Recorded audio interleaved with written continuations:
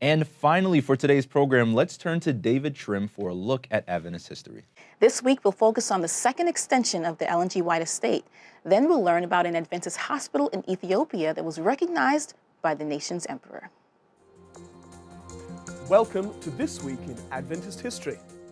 On January 21, 1976, a new Ellen G. White Seventh-day Adventist Research Center was dedicated at Loma Linda University. Located in the university library, this was only the second Ellen White Research Center to be established, the first having been set up at Newbold College 2 years earlier. But in 1985, the Loma Linda Center became just the second Ellen G. White Estate branch office, following the estate's headquarters at the General Conference and the original branch office at Andrews University.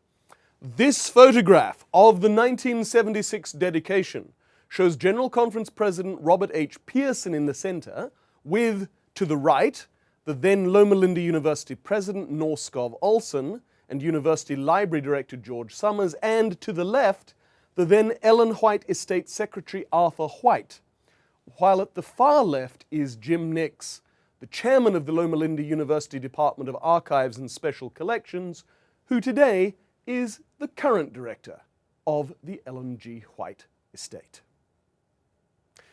On January 26, 1971, the new building for the Empress Zaudito Memorial Adventist Hospital in Addis Ababa, the capital city of Ethiopia, was officially opened by Emperor Haile Selassie.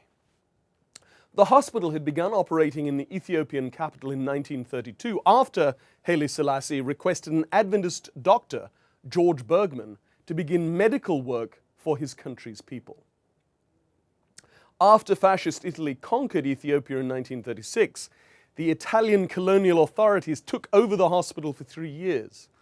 But after the restoration of the emperor in 1941, a restoration of the hospital took place too, to Adventist control. The medical staff were largely Scandinavian Adventist missionaries for the next 35 years, until, after a revolution that overthrew Haile Selassie, the hospital was nationalized in 1976. That was This Week in Adventist History.